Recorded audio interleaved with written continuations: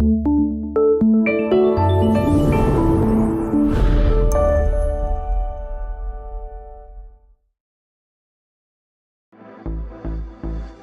común que surjan diversas dudas en estos tiempos electorales.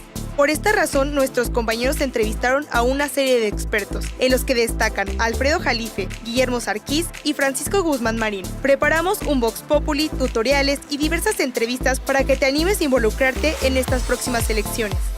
Es muy importante tu voto. Por esta razón, en nuestro programa Organización Política de México, te explicaremos cuestiones básicas para que este 1 de julio estés preparado para tomar una decisión.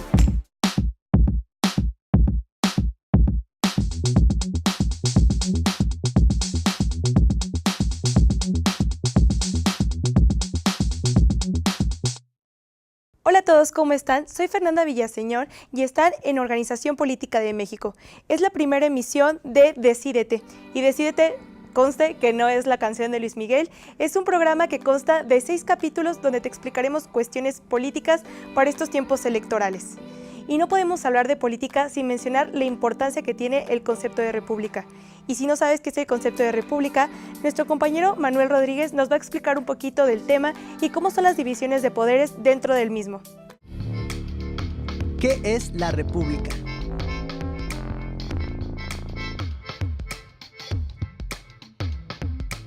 La república es la forma de gobierno en la que el cargo de jefe del Estado está en manos de un presidente y que se elige por votación, a través de unas elecciones o por una asamblea de dirigentes. México ha estado creciendo como república alrededor de los recientes años. Bueno, se ha conformado de una manera cruenta, hablando de la etapa fundacional, desde que se dibuja, digamos, el primer boceto de lo que sería nuestro país, con José María Morelos y Pavón, se rubrica con la independencia que consuma Agustín de Iturbide, y hemos vivido cataclismos, movimientos y grandes transformaciones. Actualmente considero que la República Mexicana, por la serie de cambios en las leyes y en la Constitución, está aún en un proceso, digamos, de reconstrucción. La voz de todos los ciudadanos tiene la misma importancia al tomar decisiones. Las otras actividades fundamentales para el funcionamiento de la República son la participación política activa de los ciudadanos, la división de poderes, la concreción de la justicia y la búsqueda del bien común. Esto se lo debemos a los franceses, a Montesquieu, que hizo la teoría de la división de poderes. Él tenía a Leviatán en el libro, que decía que el poder absoluto termina con convertirse en un monstruo. Entonces, por eso es que ya al avanzar la ciencia política, es que se decide que es más sano dividir el poder para su ejercicio en ejecutivo. Todos lo que nos corresponde de responsabilidad, porque la transformación de nuestro país, el que podamos engrandecer la democracia, depende de todos y nuestras voluntades deben de sumarse en este noble propósito. Y les voy a confesar algo un poquito triste. Yo no sabía de muchas de estas cuestiones de la República, algunos tecnicismos totalmente políticos, pero bueno, no lo somos. Entonces, ahora vamos a hablar de algo todavía más triste y les comento que 36 millones de millennials viven en México y que solamente 6 millones de millennials salen a votar. Es por eso que nuestro compañero David Fuerte se dio la tarea de buscar a Guillermo Sarquís, que nos platica un poquito más de este tema en el reportaje que nos tiene preparado. Candidatos, propaganda, promesa, dinero, censura, política. El segundo país más grande de Latinoamérica elegirá a su próximo gobernante el 1 de julio. Y nosotros tenemos el poder de cambiar las cosas. ¿Te imaginas tú que 30 millones de jóvenes no van a votar y qué valioso sería que estos jóvenes tuvieran una participación política? Sí. Ese es un problema serio en este país porque entiendo que están desmotivados. Desmotivados no, cansados. Millennials, personas nacidas entre 1980 y el 2000. Somos catalogados como la generación más conectada y a la vez la generación que no vota, que no participa. El presidente de la República, 500 diputados y 128 senadores serán elegidos y nuestro voto tiene el poder. Yo creo que el gran problema es que nadie ha sabido verdaderamente enganchar a los jóvenes porque nadie les ha ofrecido posibilidades reales de participación. Los millennials no son el tipo de gente que le guste participar, ¿no?, en las cruzadas políticas, ¿no? El perfil del millennial, aunque no es igual que en Estados Unidos porque aquí hay millennials de diferentes segmentos, el perfil del millennial es un individuo como muy pragmático, muy afín, digamos, a las nuevas tecnologías y por lo tanto muy lejano a los procesos políticos y al ejercicio de la democracia. No, digo, ese es un punto de vista, no es mi punto de vista, es lo que yo he podido recoger, digamos, a partir de lo que he leído y de la oportunidad que he tenido de platicar con algunas personas que entienden mucho este asunto. Investiga, propuestas, busca candidatos, participa, vota. 3.400 cargos están en juego y solo nosotros, con nuestro voto, tenemos la decisión. Habla, grita, expresa, elige. Hagamos las cosas diferentes y vayamos a votar. Cuando tú dices a los chavos sobre el futuro, es como diciéndoles todavía no les toca, ¿no? Yo creo que ya les toca desde hace rato, ¿no? Y entonces el mensaje que yo les doy a los jóvenes, yo tengo 33 años dando clases, ¿no? A chavos de universidad. El mensaje que yo les doy a los jóvenes es que tomen su participación, no esperen, vayan y tómenla, no tienen derecho a ella y la verdad son tantos que si lograran organizarse en serio, que harían la diferencia, ¿no? El día que los chavos tengan conciencia de esto, probablemente tengamos un escenario político distinto. ¿Por qué? Porque ya estamos cansados también de los políticos de la vieja guardia, ¿no? Que siempre te dicen lo mismo, que siempre proponen lo mismo. Y los chavos quieren ver otra cosa, ¿no? O sea, los chavos quieren trabajar, por ejemplo, ¿no? Y nadie los contrata porque no tiene experiencia. ¿Y cómo van a tener experiencia si nadie los contrata? Sí, una serie de contradicciones que yo veo que en las propuestas de los candidatos nadie pretende resolverlas, ¿no? Creo que los jóvenes han sido olvidados y han sido utilizados para fines electorales, pero jamás se les ha considerado en serio dentro de un proyecto político. Creo que ese es el gran problema. Y lo que yo les diré a los jóvenes, no esperen a que los inviten, vayan y tómenlo. La conclusión es que los millennials no votan, en realidad, ¿no? Son los que menos votan. Entonces, es difícil, ¿no?, que los millennials sean determinantes en una elección. Los jóvenes en general lo serían si alguien tuviera la capacidad de convocarlos, ¿no? Millennials, la generación más conectada. Y a su vez, los que definen, los que votan, que participan. Suena mejor, ¿no crees? Tú escuchas a todos los candidatos decir que los jóvenes son el futuro de México, ¿no? Y la verdad es que eso es una grosería, porque los jóvenes no son el futuro de México, los jóvenes son el presente de México, ¿no? No te muevas, en el próximo bloque estaremos viendo lo que deben de saber los millennials en torno a la organización social de la política. Es necesario saber qué propuestas tomar en cuenta para saber si el candidato por el que tenemos pensado votar es viable o no. ¿Sabes qué es la demagogia? A continuación te hablaremos un poco al respecto.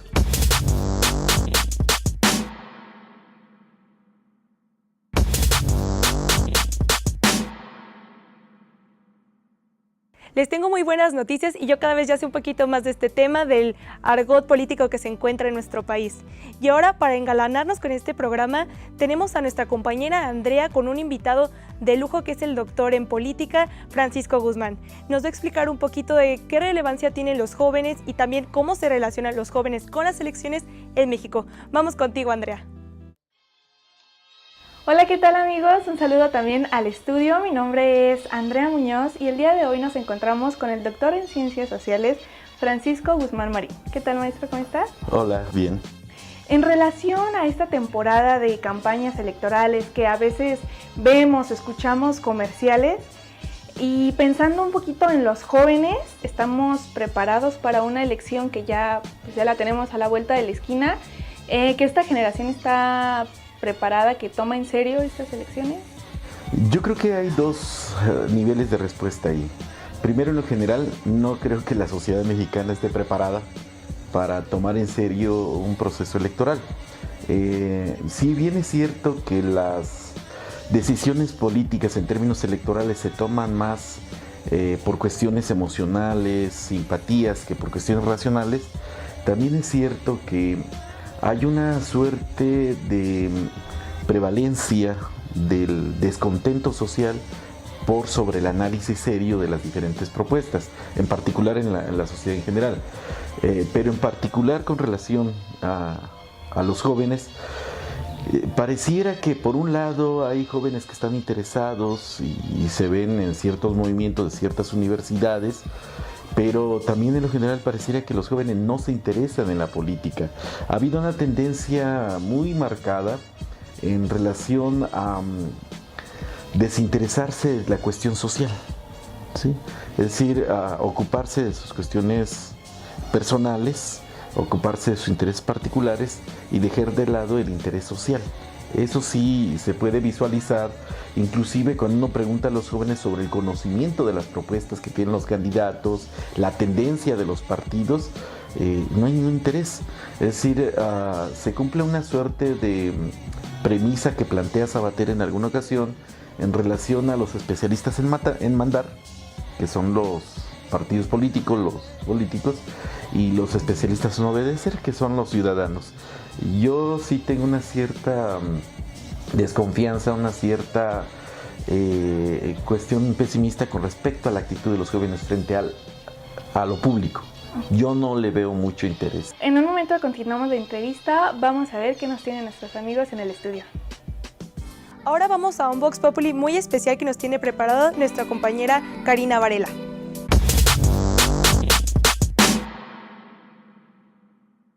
¿Qué propuestas debemos tomar en cuenta para elegir a nuestro próximo presidente?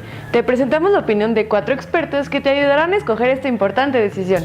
La persona que se pueda elegir como líder para una república de esta naturaleza, pues requiere muchas cualidades. Atacar causas que vienen desde su origen y que desde luego conozca perfectamente y ame a nuestro país. Yo creo que cualquier candidato tiene que tener propuestas muy concretas para solucionar problemas reales, problemas que vivimos en la sociedad. La oportunidad en la cuestión educativa y que tengan mayor acceso primero a la educación con una mayor posibilidad de infraestructura, pero sobre todo también la cuestión del empleo, porque no nada más se trata de educarse, se trata también de que ellos puedan vincularse tanto con el sector público, tanto también con el privado, para que puedan ellos de alguna otra manera canalizarlos y obtengan pues un buen empleo. Los jóvenes están sin hacer nada porque un gran porcentaje de jóvenes están olvidados totalmente por los gobiernos.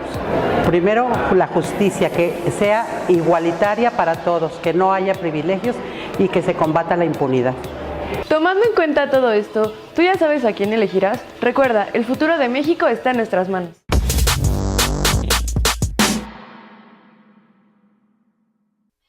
Amigos, continuamos aquí en esta entrevista con el doctor Francisco Guzmán Marín. Y doctor, bueno, en estas elecciones, para muchos jóvenes de nuestra generación, estas son las primeras elecciones donde se elige a un presidente de la República, un presidente municipal, senadores. Y bueno, ¿cómo detectar y esquivar estos discursos con falsas promesas de los candidatos? Es bastante difícil. Primero habría que visualizar la trayectoria de los candidatos. Ese es un elemento central. Un segundo elemento es la viabilidad de las propuestas y si efectivamente hay propuestas. Porque si uno visualiza los diferentes spots de los distintos partidos, en realidad hay muy pocas propuestas. Hay una serie de descalificaciones. La mafia del poder, la corrupción de la inconsistencia de aquel. Pero en términos concretos yo no observo que los diferentes candidatos en esta elección tengan un proyecto de nación. O sea, y sobre todo pues que sea viable de realizar. Por ejemplo, el asunto de la corrupción. La corrupción es un problema social y no se va a resolver con que el presidente y sus allegados no roben. El problema se debe transformar a partir de las propias prácticas culturales. Entonces, un primer elemento es conocer las propuestas. Segundo, su viabilidad. Y tercero, la pertinencia frente al estado actual de la sociedad en el orden mundial. Bueno, esto ha sido todo, amigos. Espero que participen en las elecciones. ¿Algún comentario que desee agregarme? Sí, tenemos en el país hace años eligiendo al menos peor. A mí me parece que si como sociedad no nos transformamos, vamos a seguir en la misma dinámica, porque seguimos eligiendo al menos peor, pero cada vez está peor la situación. Yo me parece que lo que tenemos que plantearnos, particularmente los jóvenes, porque son quienes van a heredar esta sociedad, es la autogestión ciudadana. Hay una serie de experiencias en el mundo y en el país de autogestión, es decir, organizarnos para resolver nuestros propios problemas y en la medida que la sociedad cambie, va a cambiar los partidos políticos y los políticos. No es posible que salga otro tipo de partidos si la sociedad sigue siendo la misma. Sería todo. Muchas gracias. Adiós, amigos. Ojalá y a este punto sepas por quién votar, pero todavía falta mucho más. Quédate conmigo. ¿Tienes una idea de cómo repercute el contexto de Estados Unidos o China en estas elecciones? En el siguiente bloque te diremos realmente cuál es el peso de distintos países en México. Víctor Hugo nos explicará paso a paso cómo encontrar información confiable en Internet. Y te diremos lo básico que tienes que saber al momento de ir a votar.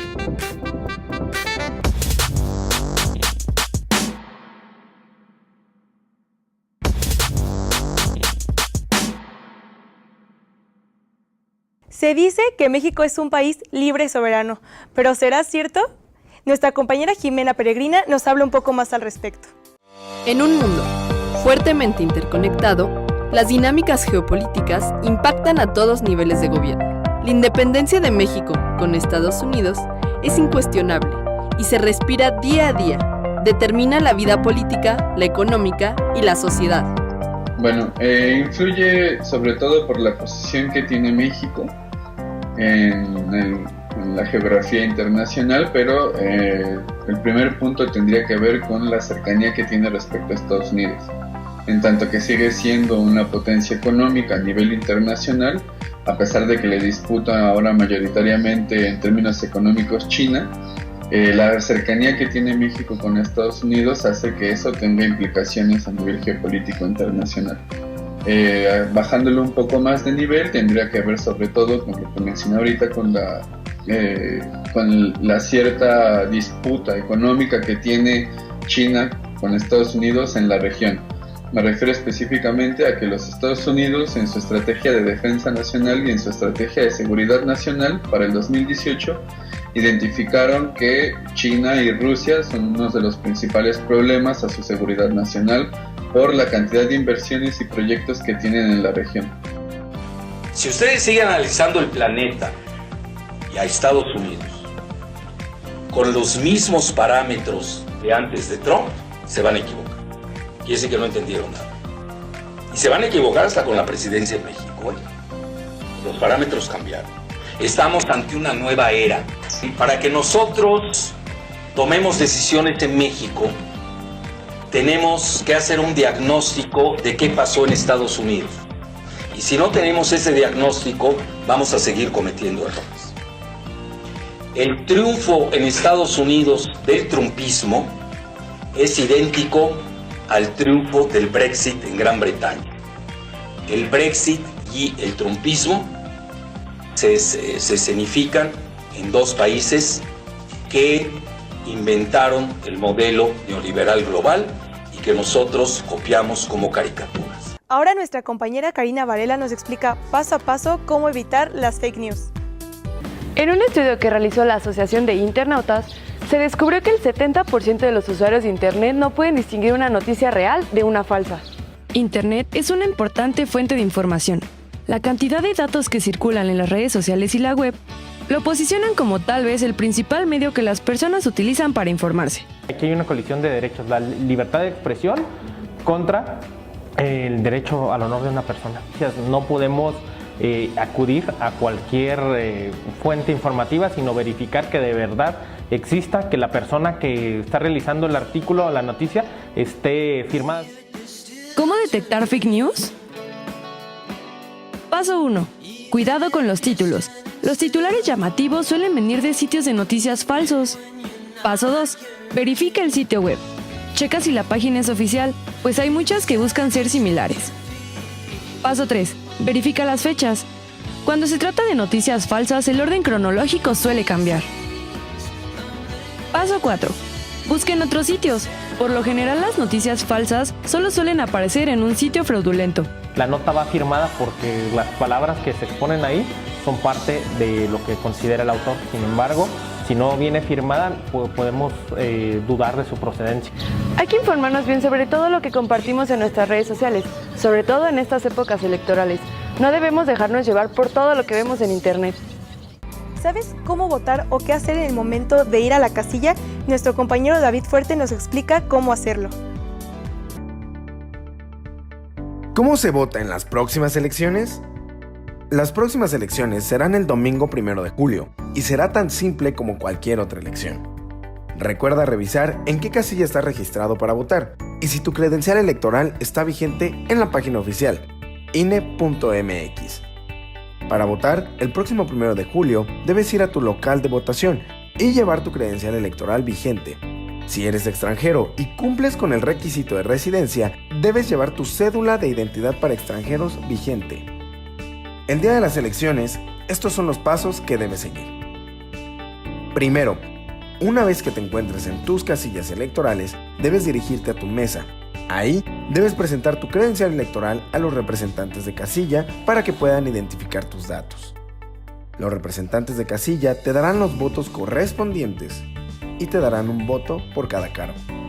Segundo, para votar debes ingresar a la cámara secreta, donde debes entrar solo.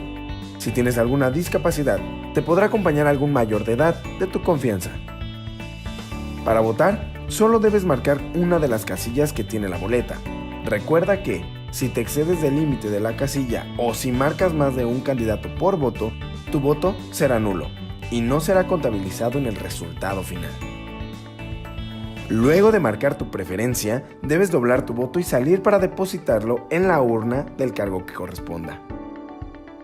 Tercero, debes firmar el acta de votación. Los representantes de casilla te indicarán en el libro dónde debes firmar. Acto seguido, procederán a marcar tu dedo pulgar con tinta indeleble. Esto con el fin de asegurar que ya ejerciste tu voto. No olvides que cualquier duda que puedas tener sobre el proceso electoral, los representantes de casilla te pueden ayudar y asesorar. Literal, en este programa hemos tenido de todo, desde expertos de la UNAM, geopolíticos, políticos y también apartidistas. Nos han enseñado desde su punto de vista cómo debemos de ver el argot que se está viviendo en nuestro país en estos momentos. Yo, en lo personal, he aprendido un poquito más de los tutoriales porque nuestros compañeros se han dado la tarea de explicarnos, ahora sí que con peras y manzanas, todo lo que tenemos que saber al respecto. Cuando vamos a votar, qué tenemos que hacer en la casilla. Les recuerdo que el voto es libre y secreto totalmente. Nadie te tiene que decir ni por quién votar, ni te tiene que mover ahí las fieles convicciones que tienes ya por un partido político o por un candidato. Te lo dejo a ti de tarea y te recuerdo que esta es solamente la primera emisión de 6 programas de 6 ediciones del programa Decídete. Esto fue Organización Política de México y te invito a que veas el siguiente capítulo que se llama La importancia del voto juvenil en las elecciones del 2018. Soy Fernanda Villaseñor. Hasta la próxima.